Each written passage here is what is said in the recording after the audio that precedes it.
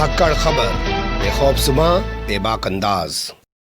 धाकड़ खबर के news room से मैं आपके साथ हूं अकरम रईस खान। 22 तारीख को सुप्रीम कोर्ट में संजीव भट्ट को लेकर सुनवाई होनी थी, लेकिन वो सुनवाई टल गई है। तो वो सुनवाई क्यों टल गई है और अब कब सुनवाई होगी, ये एक बड़ा सवाल रहेगा। और दूसरा, कौन है संजीव भट्ट? जो नए दर्शक हैं, अगर वो नहीं जानते तो उनके सामने कुछ रखने की कोशिश करेंगे। पहले बात कर लेते हैं 22 तारीख की। 22 जनवरी को सुप्रीम कोर्ट में जस्टिस एम.आर. शाह और जस्टिस सुभाष रेड्डी की बेंच के सामने ये मामला विचाराधीन था। बताया गया कि संजीव भट्ट के वकील ने ही कहा कि जो सीनियर एडवोकेट हैं हमारे, वो बीमार हैं, उनकी तबीयत ठीक नहीं है, वो हाजिर नहीं हो पाएंगे, जिसके चलते इन दोनों जज साहिबान ने इस सुनवाई को 27 जनवरी तक के लिए टाल दिया। यानी कि 4 दिन सुनवाई नहीं हो पाएगी। आप जानते हैं 22 तारीख का फ्राइडे था, यानी कि धाकड़ खबर का साप्ताहिक अवकाश था, ऑफिस बंद था। और 23 तारीख का सैटरडे था। किन्हीं कारणों के कारण उस दिन भी हम लोग ऑफिस में हाजिर नहीं हो पाए। आज 24 तारीख है, तो ये खबर आपके सामने रख रहे हैं।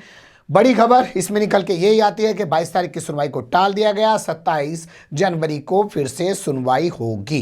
अब बात कर लेते हैं संजीव भट्ट को लेकर। संजीव भट्ट देश के ऐसे जाने माने आईपीएस ऑफिसर हैं जिनको देश ही नहीं पूरी दुनिया में सराहा जाता है। यह अलग बात है कि उन्होंने गुजरात दंगे में नरेंद्र मोदी की भूमिका पर सीधे सवाल क्या खड़े कर दिए। उनकी मुसीबतों का दौर शुरू हो गया।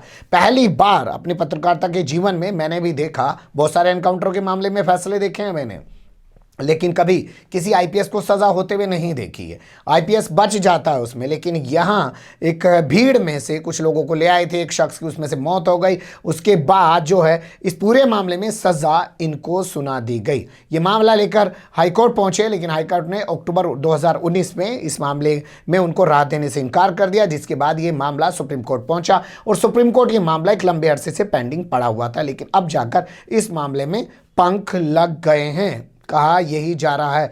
तो क्या होगा 27 जनवरी को, ये बड़ा मुद्दा है। लेकिन कुछ और चीज़ें अगर संजीव भट्ट की ज़िंदगी से आपको रूबरू कराएं तो वो ये कि उनकी पत्नी लंबे अरसे से उनको बाहर लाने की एक लड़ाई लड़ रही हैं। वो साफ कह रही हैं कि उनको फंसाया गया है, उनके खिलाफ ये गलत जजमेंट दिया गया। इसके अलावा पूरी दुनिया में लगातार आवाज़ें उठ रही हैं। जब से जो बाइडन अमेरिका के राष्ट्रपति बने, वहाँ से भी खबरें आ रही हैं कि वहाँ की जितनी भी सिविल सोसाइटीज़ हैं वो कह रही हैं कि संजीव भट्ट को रिहा करे। सुप्रीम कोर्ट को देखना होगा कि एक तरफ जो उनकी पत्नी हैं वो अपनी कानूनी पैरवी कर रही हैं, और फिर दूसरे जो दुनिया भर से आवाज़ें उभर रही हैं वो, और तीसरे, क्या वाकई में जो एनकाउंटर वाले मामले हैं या हिरासत में पुलिस के अंदर थाने में चौकी में कोई मर जाए तो उस मामले में एक आईपीएस ऑफिसर को सजा दी जा सकती है, या वाकई में निकल के बाद में ये आएगा सुप्रीम कोर्ट की सुनवाई के बाद कि इनको उसी बात की सजा दी गई है क्योंकि इन्होंने 2002 के गुजरात दंगों को लेकर उस वक्त के सीएम नरेंद्र मोदी की भूमिका पर सवाल